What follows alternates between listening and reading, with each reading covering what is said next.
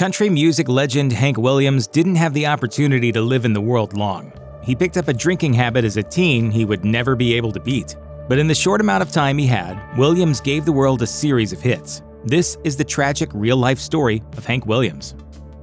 Hank Williams wasn't born Hank Williams. His parents meant to christen him Hiram Williams, after Hiram of Tyre, the biblical king. But he didn't end up becoming Hiram either. Due to a misspelling on his birth certificate, his official name was recorded as Hiram. Hank's parents, Lily and Dawn, had briefly settled into a rural area of Alabama called Mount Olive to start their family. Lily gave birth to Hank on September 17, 1923. Hank was born with a spinal condition known as spina bifida occulta. It was never properly treated and would cause him childhood illness and lifelong back pain. When Hank was only 6, Lon suffered facial paralysis from what was likely a brain aneurysm. He was to remain hospitalized for most of Hank's childhood. By 1930, Lily was for all practical purposes a single mother, just as the Great Depression was hitting the country. When Hank turned 10 in the fall of 1933, his mother sent him to live with relatives in a lumber camp in Monroe County, Alabama. It was there that Hank would be given the opportunity to explore what would become his life's two greatest passions, music and alcohol. In 1937, Williams moved with his mother and sister to Montgomery. In his free time, Williams began to perform on the sidewalk outside of Montgomery's radio station, WSFA. The producers invited him to perform on air, and the singing kid was so popular he became a regular feature, hosting his own show twice a week. By the age of 14, he was making $15 a week performing on WSFA.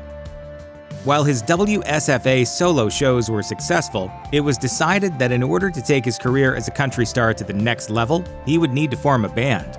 With his WSFA wages, he linked up with another young musician, Smith Adair, and formed a band called the Drifting Cowboys. They began to tour around Alabama, charging 25 cents a show.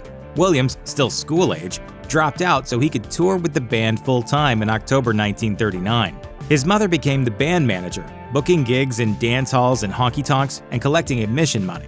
While Lily worked hard for the band, she wasn't all too popular with the members. According to band member Sammy Pruitt, quote, "None of us dug her too damn much." He says, "Mother, I think I'll take a drink." I says, "No." The Drifting Cowboys were a popular act, but by the age of 16, Williams was already struggling to control his drinking. Booze was freely available at most of their gigs, and Williams took full advantage, which caused tension in the band. Boots Harris, a former Drifting Cowboy, recalled that Hank was pretty bad into the drink. "I'd already quit him once because of the drinking. I said, if you keep drinking, ain't nobody in the business gonna pay us no attention." When America joined World War II in 1941, the Drifting Cowboys were starting to come apart. By 1942, all the members of the band were drafted, except for Hank Williams. Due to his bad back, he received a 4F deferment from the draft, but there was no hope for continuing the band. Most young musicians were leaving to fight in the war, and any remaining potential replacements refused to work with Williams on account of his drunkenness and general unreliability. The WSFA radio station was also fed up with his behavior, and in August 1942, Williams was let go from his job at WSFA for, quote, "habitual drunkenness." Williams decided to leave the music business altogether. He responded to an ad from Kaiser Shipbuilding for what would be a failed new career path.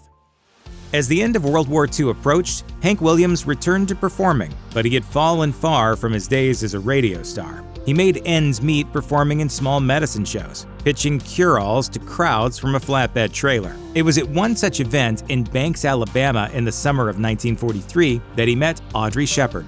The beautiful blonde was a headstrong, recently divorced mother of a 2-year-old daughter, 6 months Williams Sr., and also a musician. They hit it off, and Williams asked Shepard to marry him almost immediately. However, when they finally got hitched in 1944, it wasn't officially legal. A justice of the peace married the couple outside of a Texaco station in Andalusia, Alabama, before Shepard completed the required 60-day waiting period following her divorce from her first husband. Regardless, they began touring together. Audrey played the bass and sang with the reformed Drifting Cowboys. She was ambitious, and Williams began to see real success after his marriage, signing a contract first with Aka Feroz Music, then with MGM Records, and releasing many of his most famous hits.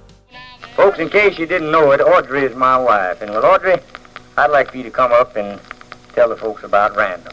You mean Hank Jr.? They had a son, Hank Williams Jr., in 1949, but their marriage was tumultuous. and provided much of the raw fodder for Williams' more lonesome melodies, most famously. And a tune called Cold, Cold Heart. They divorced in 1952. Hank Williams had suffered from back pain all his life. His spina bifida, never properly treated in childhood, was a chronic source of agony. In 1941, he briefly joined a rodeo in Texas, where his condition worsened after he suffered a bad fall. The resulting operation marked the beginning of Williams' addiction to pain medication. In 1951, Williams suffered another accident, this time while hunting. He underwent a spinal fusion operation at Vanderbilt University Hospital, but the difficult recovery only left Williams even more dependent on painkillers like morphine. All the while, Williams self-medicated with bouts of heavy drinking. Although he attempted at various points in his life to get sober, it never lasted long. He checked into the North Louisiana Sanitarium in the fall of 1951, but was unable to quit drinking for good. Afterwards, he began to deteriorate physically, putting on weight and losing his hair. His long-term substance abuse also began to put a strain on his body, and at the end of 1951, he suffered a minor heart attack. By the end of 1952, Williams was unable to continue touring. His mother flew him home to Montgomery so he could try to get well. His grandson, Hank Williams III, said, "If he did know anything, I think he knew he wasn't going to be around that long, and he had to do as much as he could while he could." In 1952, Hank Williams had the bad luck of meeting a man who went by the name Doc Marshall. His real name was Horace Toby Marshall, and he was not a real doctor. According to Hank Williams' So Lonesome, Marshall was actually a high school dropout who had simply paid $35 to obtain a degree from the Chicago School of Applied Sciences that claimed that he was a doctor of science in psychology. He had also been previously arrested for forgery and armed robbery. Marshall was a skilled con man, and he convinced Williams to make him his personal physician for the price of $300 a week. Under the name Dr. C.W. Lemon, Marshall wrote Williams a series of fraudulent prescriptions for drugs, including morphine, barbiturates, amphetamines, and chloral hydrate that no doubt contributed to his failing health. Following his death, Williams' family allegedly received a bill for $736.39 from Marshall for his services. Hank Williams first auditioned for the Grand Ole Opry in 1946, but he did not make the cut. In 1949, however, following the release of his hit Lovesick Blues, it was a different story. And on June 11, 1949, Williams made his Grand Ole Opry debut. The performance was so successful that the audience demanded 6 encores from Williams before the show could go on, according to history. He was also invited to perform on the Grand Ole Opry's first European tour, performing at military bases overseas at the end of 1949. Williams was living his dream, but it would only last 3 years. When he was sober, Williams was a great performer, but as Williams' drinking problem worsened, Opry executives began to lose patience. According to station advertising head Irving Waugh in Sing a Sad Song, it got to the point where he'd disappear for weeks at a time. Nobody would know where he was. In August 1952, Williams was fired from the Grand Ole Opry for his failure to show up to Opry-sponsored appearances. Despite his volatile first marriage, Hank Williams wasn't scared away from the institution entirely. In 1952, Williams began performing with the Louisiana Hayride. While on tour in Shreveport, he met a young woman named Billie Jean Jones, a 19-year-old high school dropout. Jones had recently separated from her husband when she met Williams. According to Jones in Sing a Sad Song, Williams told her, "If you ain't married, old Hank's gonna marry you. You're about the purtiest thing I ever saw." You don't even know me, and I don't know you. Well, that's all right. Old Hank's gonna marry you. The couple's relationship was stressful from the start. Jones tried her hardest to keep Williams sober, attempting to enforce a limit of 2 cans of beer. Like his first marriage, Williams did not want to wait to marry Jones. The couple were married in Louisiana by a justice of the peace on October 18, 1952. But Jones' divorce would not be officially finalized until October 28, 1952. This time, the legality of the marriage would cause real trouble for Jones. Following Williams' death, both Shepard and Jones battled over his estate, each vying over the title of Hank Williams' widow. In January 1953, Jones went to court, but the judge ruled that her marriage to Williams was illegal. She received a $30,000 settlement, but gave up all rights to his estate and name.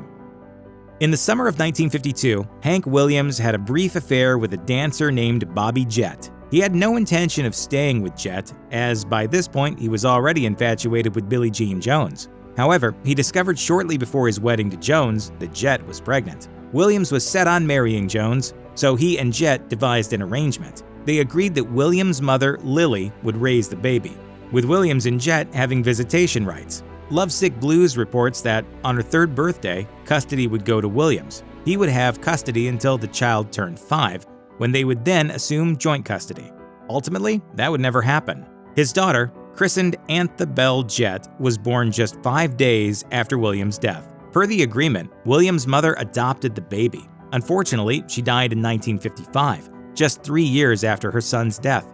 So little Jet went into foster care, becoming a ward of the state before she was eventually adopted. According to The Guardian, her identity was undisclosed for years. She did not discover she was Williams' daughter until her adoptive father disclosed the information when she was 21. Her bloodline was not legally recognized until 1987, and she was not granted rights to her birth father's estate until 1989. She became an accomplished musician in her own right, performing under the name Jet Williams. Despite persistent health problems, Hank Williams decided he wanted to go ahead with the performances he had scheduled on New Year's Eve of 1952 and New Year's Day. The first concert was scheduled to be performed in Charleston, West Virginia, but his plans were disrupted by an ice storm that delayed his travel. Unable to fly, and now unable to make it to Charleston on time, Williams hired a driver named Charles Carr to take him to Canton, Ohio for the New Year's Day show. Carr stopped at the Andrew Johnson Hotel in Knoxville, Tennessee, where Williams began to feel ill, hiccuping and convulsing, according to Lovesick Blues. Carr called a doctor to Williams' room. The doctor injected him with B6 and B12 vitamins and declared him fit for travel the next morning. The next day, Williams was still unwell, curling up in the back seat and saying all he wanted was to sleep. Somewhere around Oak Hill, West Virginia, Carr looked into the back seat and realized Williams seemed rigid and unresponsive. Per the Tennessean, Carr recalled the incident. "I thought he was asleep. I reached over and touched him. He was cold." He pulled into a gas station to receive directions to the nearest hospital, but it was too late. By the time Carr arrived at Oak Hill Hospital, Hank Williams had passed away from heart failure due to multiple drug toxicity and chronic substance abuse. If you or someone you know is struggling with addiction, please call the Substance Abuse and Mental Health Administration's 24/7 National Helpline at 1-800-662-HELP. That's 1-800-662-4357.